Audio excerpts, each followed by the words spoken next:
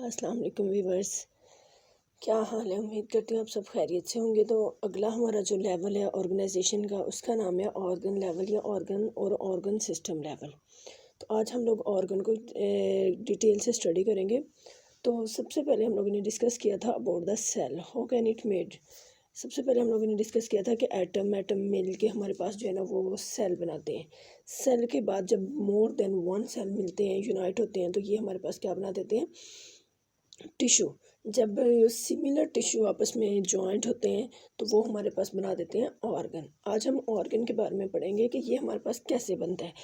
तो ये ऑर्गन जो होता है ना वो हमेशा हाई मल्टी सेलुलर ऑर्गेनिजम्स में होता है, क्योंकि मोर जो यूनिसेलुलर ऑर्गेनिजम्स होते हैं उनमें ऑर्गन बन ही नहीं सकता, क्योंकि मोर देन वन सेल्स जब मिलेंगे तो वो हमारे पास टिश्यू बनाएंगे, और जब मोर देन वन टिश्यूज मिलेंगे तो ऑर्गन बनाएंगे। तो जब वो है यूनिसेलुलर, उसमें सेल ही एक पाया जाता है, तो उसके अंदर ऑर्गन सिस्टम नहीं पाया जाएगा क्योंकि वो यूनिसेलुलर है। तो ये ज़्यादा हाई मल्टी सेलुलर ऑर्गन्स के अंदर ऑर्गेनिजम्स के अंदर जो है ना वो ऑर्गन्स पाए जाते हैं। कहते हैं more than one organism type के टिश्यू जो होते हैं ना वो रिलेटेड फंक्शंस परफॉर्म करते हैं, ऑर्गेनाइज रहते हैं इन यूनाइट फॉर्म में, और वो हमारे पास बनाते हैं क्या, एक organ. When in higher multicellular organisms, more than one type of tissues having related functions organized together and perform a specific functions is called an organ. तो different tissues of an organ perform their specific functions. Different tissues जो unite in an organ and perform their specific function, but both are collectively known as the as the function of an organ. अगर different tissues मिले रहे हैं, मिलके एक काम करें, एक ऑर्गन के अंदर यूनाइट है, तो वो अलग-अलग बेशक काम करें, अपना अपनी रिस्पॉन्सिबिलिटी अदा करें, लेकिन वो पूरे का पूरा work is known as the work of an organ. Example हम लोग देखते हैं कि कैसे ही हमारा ऑर्गन बनता है, ऑर्गन का काम कैसे बनता है। तो कहते हैं स्टमक है हमारा एक ऑर्गन है जो स्पेशलाइज होता है for the digestion of protein and for storing food को स्टोर करने के लिए, और जो भी प्रोटीन हम लोगों ने बाहर अपनी फूड में लेने, इन सबको डाइजेस्ट करने के लिए इस्तेमाल होता है। अब इसके दो मेजर टिश्यू जो है वो प्रेजेंट होते हैं इसके स्ट्रक्चर में। एक एपिथेलियल टिश्यू है, इसका काम क्या, इसने सीक्रेट करना है जूस को, गैस्ट्रिक जूस को इसने सीक्रेट करना है, और किसके लिए सीक्रेट करना है, डाइजेशन करने के लिए प्रोटीन की। ये एपिथेलियल टिश्यू का सिर्फ वर्क है।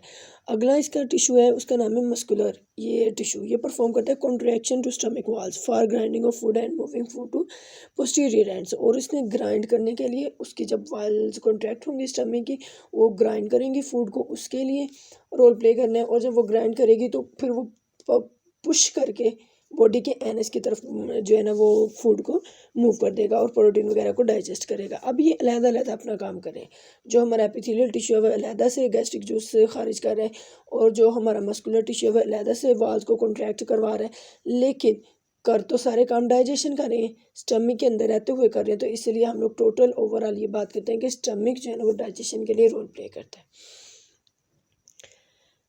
So two tissues perform their specific functions collectively become the functions of stomach। और दोनों अपना अपना फंक्शंस रोल प्ले कर रहे होते हैं, तो इसको हम कलेक्टिवली कहते हैं कि ये फंक्शन किसका है, हमारे स्टमक का।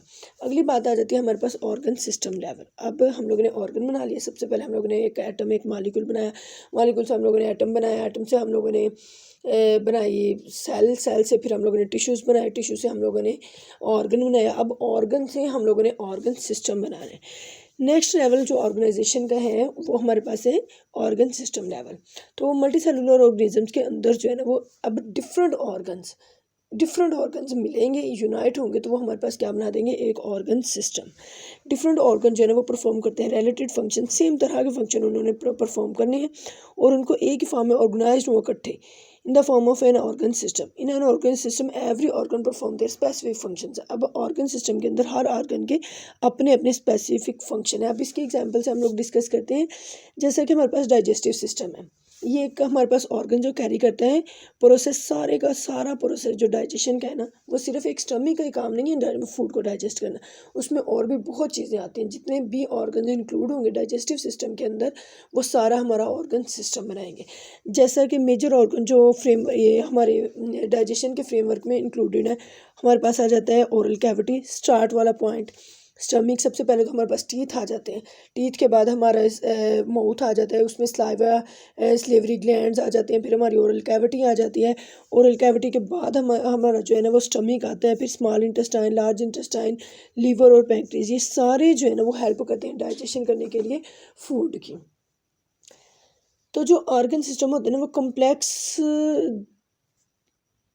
होता है हर मल्टीसेलुलर ऑर्गेनिजम्स में, फॉर एग्जांपल एनिमल्स वगैरह में, लेकिन लेस कम्प्लेक्स होते हैं प्लांट्स में, क्योंकि प्लांट्स में ज़रा कम पेचीदगी होती है, क्योंकि फूड को डाइजेस्ट करने का कोई भी प्रोसेस नहीं होता। तो आज का हमारा ऑर्गेनाइजेशन लेवल यहाँ तक ही था। नेक्स्ट हम लोग इंशाल्लाह जो 3-4 पॉइंट्स रह गए हैं कल इंशाल्लाह क्लियर कर लेंगे। अल्लाह हाफिज़।